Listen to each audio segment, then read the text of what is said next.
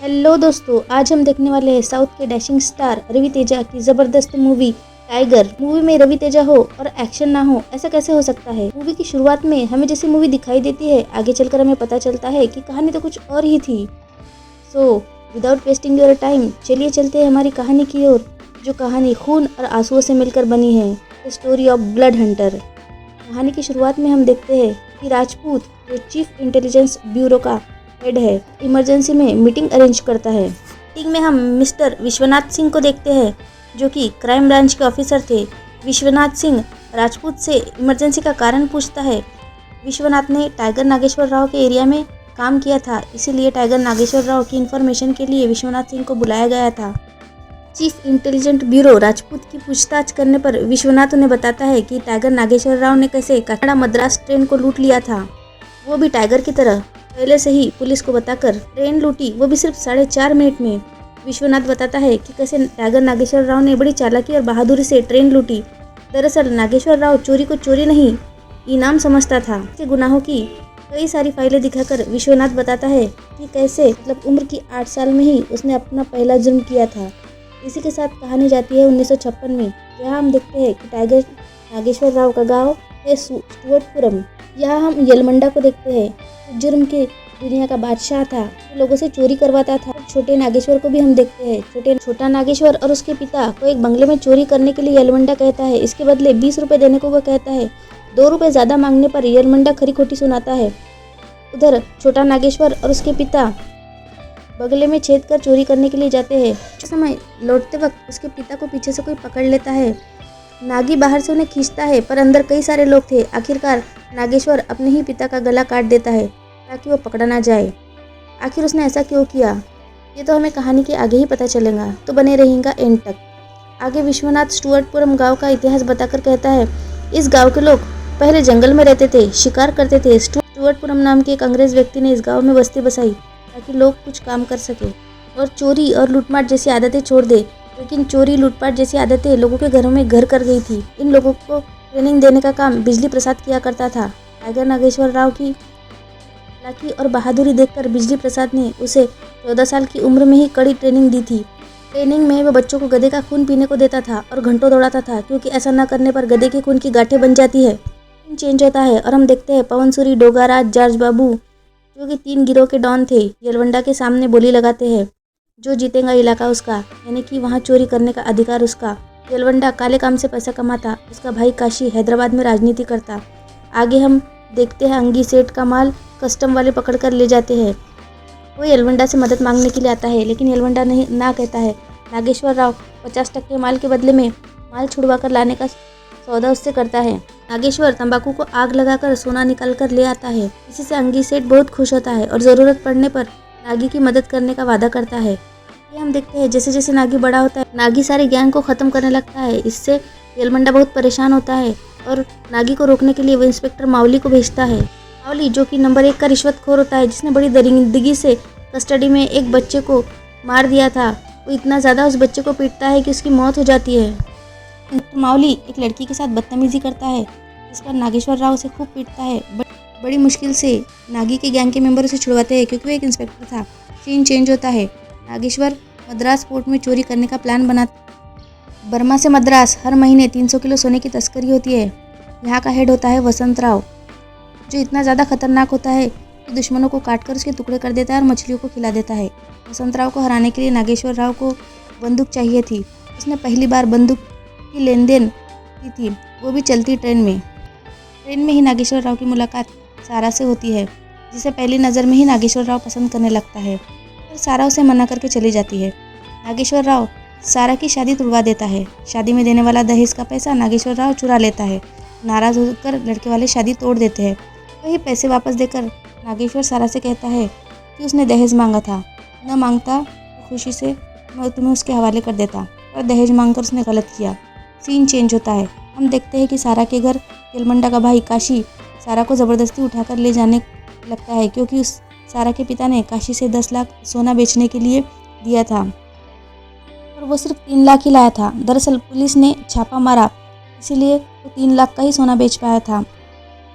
इसी की भरपाई के लिए वो सारा को उठाकर लेकर जा रहा था। पर नागेश्वर राव आकर गन दिखाकर काशी को धमकाता है। काशी को वहाँ से जाना ही पड़ता है। वही यह सब देखकर सारा नागेश्वर राव को पसंद करने लगती है। सीन चेंज होता है।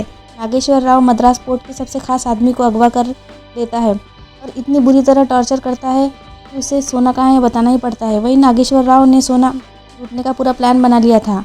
उधर सारा टाइगर से इमरजेंसी में मिलने आती है और कहती है कि उसके पिता ने उसकी शादी कहीं और तय कर दी है। दरअसल सारा नागेश्वर से भागकर शादी करना चाहती है।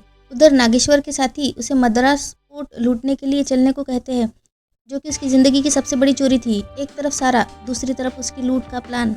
नागी सारा को सुबह 5 बजे स्टेशन पर बुलाता है। उधर नागी सोने का कंटेनर लूट लेता है और उसके 2 साथी पकड़े जाते हैं। उन्हें छुड़वाते वक्त नागी और वसंतराव की जोरदार लड़ाई होती है। ये एक्शन सीन तो देखने लायक था और दोनों हाथों से गन शॉट तो कमाल का ही था। उधर सारा रेलवे स्टेशन पर पहुंच जाती है। सोना ले जाते वक्त बीच में ही पुलिस आ जाने से नागी सोना छुपाकर स्टेशन पहुंचता है। येरवंडा को सोने की खबर का पता लगता ही काशी के हाथों पुलिस भिजवाकर नागी को पकड़वा देता है। सारा को इसका शौक लगता है और पीछे जाते वक्त ट्रेन से टक्कर होकर उसकी मौत हो जाती है, मगर नागी की आंखों से एक आंसू तक नहीं आता। उधर प्रेजेंट में हम देखते हैं विश्वनाथ सिंह राजपूत को बताता है कि साउथ की सबसे बड़ी और स्ट्रॉन्ग जेल से यहाँ से भागना नामुमकिन था। वहाँ की दीवारों से कूदकर नागी भाग जाता है, जो कि 50 फीट से भी ज़्यादा ऊंची होती है। इतनी ऊंची छलांग तो कोई इंसान नहीं लगा सकता, सिर्फ टाइगर ही लगा सकता है। तभी से नागी का नाम टाइगर नागेश्वर राव पड़ गया था। बाहर निकलते ही उसने सबसे पहले येरवंडा की फैक्ट्री में जाकर एक ही कुराड़ी से 24 लोगों का सिर काट डाला, क्योंकि वो सारा की मौत की आग में जल रहा था। तभी राजपूत बताता है कि टाइगर नागेश्वर राव ने 24 घंटे के अंदर पीएम के घर से चोरी करने की धमकी दी है, इसीलिए वो सिक्योरिटी टाइट कर देना चाहता है। पीएम कहीं बाहर जाती है। 48 घंटों का वक्त बीत जाने पर राजपूत को लगता है कि कुछ नहीं हुआ, लेकिन पीएम तो अंदर होती है। अंदर जाने पर पीएम राजपूत से बात करती है। तो फिर बाहर कौन गया था? राजपूत भागकर बाहर आता है और गाड़ी में पीएम थी। इसका मतलब अंदर कोई और था, टाइगर नागेश्वर राव, जो कि शास्त्री विश्वनाथ का ड्राइवर बनकर आया था। तभी पीएम नागेश्वर राव का मकसद जानने के लिए उसके गांव स्टुअर्टपुरम में राजपूत को भेजती है। सीन चेंज होता है। राजपूत भेज बदलकर बिजली प्रसाद के पास जाता है, ये कहकर कि वो भटक गया है। तभी बिजली प्रसाद राजपूत को टाइगर की असली कहानी बताता है। टाइगर ने यहाँ के एमएलए के भाई को मारा था, तब से पुलिस उसे ढूंढ रही है और गाँव वालों को बंदी बनाकर रखा है। बिजली प्रसाद राजपूत को बताता है कि कैसे एक वक्त ऐसे हालात थे जब लोग जंगलों में रहते थे। जंगलों को उनसे छीनकर झूठी तरक्की का वादा किया गया। ज़मीन बंजर होने के कारण वो खेती भी नहीं कर सके। मजदूर बनना चाहा तो चोरी का झूठा कलंक लगा दिया गया। दरअसल कहीं भी जुर्म होता, कोई चोरी होती तो कम से कम पैसे देकर स्टुअर्टपुरम के लोगों को इल्ज़ाम सर पर लेने के लिए कहा जाता। 2 वक्त की रोटी के लिए लोग भी ऐसा करने के लिए तैयार हो जाते। एक बार की बात है जब टाइगर 18 साल का था। चोरी के इल्ज़ाम सर पर लेने के लिए एक बच्चे ने हाँ कर दी, वो भी सिर्फ 60 रुपये के लिए, जहाँ चोरी 5000 के गहने की हुई थी। पुलिस उस बच्चों को जेल ले जाती है। जेल में ऑफिसर आता है। मार खाने पर बच्चा सच बोल देता है। उस ऑफिसर का मुंह बंद करने के लिए उसे 2000 रुपये पुलिस के आदमी द्वारा दिए जाते हैं। 2000 जाने पर पुलिस का आदमी गुस्सा होकर बच्चे को बहुत मारता है, जिससे बच्चे की मौत हो जाती है। बच्चे की बॉडी पुलिस के लोग गांव के लोगों को देने के लिए आते हैं। इससे आगे इल्ज़ाम सर पर लेने के लिए अब जवान लोगों को लेके जाने का पुलिस ऑफिसर कहता है। इस पर टाइगर का सब्र खत्म हो जाता है और वो पुलिस को बहुत मारता है। तब पहली बार गांव के लोग सुकून की सांस लेते हैं। नागी यानी कि टाइगर नागेश्वर राव बच्चों को पढ़ाना चाहता था। उनकी भूख के लिए वो डाका डालकर उन्हें अनाज लाकर देता है। दरअसल बच्चों और गाँव वालों के लिए ही उसने मद्रास ट्रेन लूटी, वरना एमएलए और ठेकेदार उस अनाज को आपस में बांट लेते। तभी 24 लोगों की कुराड़ी से मारने की वजह बताते हुए बिजली प्रसाद बताता है कि टाइगर नागेश्वर राव गांव में फैक्ट्री लगवाना चाहता था और उसके लिए उसे पैसा चाहिए था। उसी के लिए उसने सोना लूटा और उसे छुपा दिया। वही येरवंडा जानता था कि स्टुअर्टपुरम में फैक्ट्री लगने से सबको रोजगार मिल जाएगा और उसका राज खत्म हो जाएगा। इसीलिए येरवंडा बच्चों को टॉर्चर करता है। जिन बच्चों ने टाइगर नागेश्वर राव को फैक्ट्री का आइडिया दिया था, काशी उनमें से 2 बच्चों को कुत्ते से कटवा कर मार देता है और तीसरे को नशे की दवा देकर सोने का पता लगवा लेता है। ये बात नागेश्वर को पता चलते ही वो मद्रास जेल से भाग गया और बाहर निकलते ही एक ही कुराड़ी से काशी और उसके 24 लोगों को मार देता है। येरवंडा के सीने पे वार करता है और उसे मारता नहीं, क्योंकि येरवंडा की आंखों के सामने ही उसे फैक्ट्री लगवानी थी उन बच्चों की मौत पर नागेश्वर सालों बाद रोया। बिजली प्रसाद आगे बताता है कि टाइगर अपने ही पिता के दोस्त के यहाँ छुपा है। उसे पुलिस ढूंढ रही है। उसके पिता के दोस्त की एक बेटी भी है जिसका नाम मनी है, जो टाइगर को पसंद करती है। उसकी तरफ टाइगर ध्यान नहीं देता। तब मनी अपने पिता की उम्र के लड़के से शादी करने का फैसला लेती है, क्योंकि वो टाइगर को पसंद करती है और वो नहीं तो कोई भी हो, क्या फ़र्क पड़ता है। उधर यरमंडा कमिश्नर को टाइगर को पकड़ने के लिए दबाव डालता है। यरमंडा ठीक होने पर गांव के लोगों को झूठे इल्ज़ाम लगाकर फंसाने लगता है ताकि उन्हें नौकरी ना मिल सके। टाइगर वहां आता है। गांव के लोग नागी का साथ देते हैं, उसके शरीर पर बारूद फेंक देते हैं। मजबूरन यरमंडा को वहां से जाना पड़ता है। यह टाइगर यानी कि नागेश्वर यरमंडा को फैक्ट्री के उद्घाटन के साथ ही खत्म करने की धमकी भी देता है। तभी हम देखते हैं कि इंस्पेक्टर मावली को यरमंडा बुलाता है। उधर मनी नागी को शादी के लिए मना ही लेती है। नागी के ना कहने पर मनी कहती है वो सब कुछ जानती है नागी के बारे में, फिर भी वो उसी से शादी करेंगी। नागी शादी के लिए मान जाता है। उधर नागी की शादी के साथ ही उस पर शूट एट साइट का ऑर्डर आ जाता है। तभी से टाइगर नागेश्वर राव जंगलों में छुपा हुआ होता है। तभी हम प्रेजेंट में आते हैं और देखते हैं कि एक व्यक्ति दौड़कर आता है। बिजली प्रसाद को बताता है कि मावली को मणि का पता चल गया है, जो कि प्रेग्नेंट थी। उसे बाहर निकालकर दूसरी जगह ले जाने वाले ही होते हैं कि मावली सबके सामने ही मणि को रख देता है, जो प्रसव वेदना में थी। तभी हेमलता, जो कि एक सोशल वर्कर भी थी, आकर लोगों को हिम्मत देती है और मणि को बचा लेती है। हेमलता कुछ दिनों पहले ही नागी से मिली थी और नागी को फैक्ट्री लगाने में मदद करने का भी वो कहती है। पैसे के लिए वो डोनेशन लेंगी और फैक्ट्री लगाने के लिए बिजली भी लाने का कहती है। फैक्ट्री लगने पर नागी को सरेंडर करना होगा। मावली नागी के सभी लोगों को मारने लगता है। नागी पीएम को खत लिखने का कहता है, पर पीएम उसकी चिट्ठी क्यों पढ़ेंगे। तब टाइगर पीएम के घर चोरी करने की चिट्ठी लिखता है ताकि पीएम नागी की समस्या की ओर ध्यान दे सके और फैक्ट्री लगाने की अनुमति दे। मणि नागी को सरेंडर होने को कहती है क्योंकि फैक्ट्री का काम शुरू हो चुका था, पर नागेश्वर को पता चलता है कि सोना बैंक में है, इसीलिए वो बैंक लूटना चाहता था। इसीलिए वो वहाँ से चला जाता है। उधर मणि नागी का पता पुलिस को दे देती है, इस शर्त पर कि पुलिस उसे शूट एट साइट का ऑर्डर वापस ले ले। पुलिस नागी के पीछे जाती है। बिजली प्रसाद गांव के लोगों के पास जाकर कहता है कि पुलिस को नागी का पता क्यों दिया। लोग नागी को गलत समझने लगते हैं। तब बिजली प्रसाद बताता है कि नागी ने सब गांव वालों के लिए ही किया था। बिजली प्रसाद बताता है कि नागी ने जानबूझकर कच्ची सड़कों पर अंधेरे में पुलिस को दौड़ाया ताकि गांव वालों को बिजली मिल सके, पक्की सड़क मिल सके। हेमलता ने बहुत मेहनत तो की, लेकिन गांव वालों को पक्की सड़कें और बिजली हेमलता की मेहनतों की वजह से नहीं मिली, बल्कि नागी की वजह से मिली। गांव वालों के लिए नागी ने अपना खून बहाया।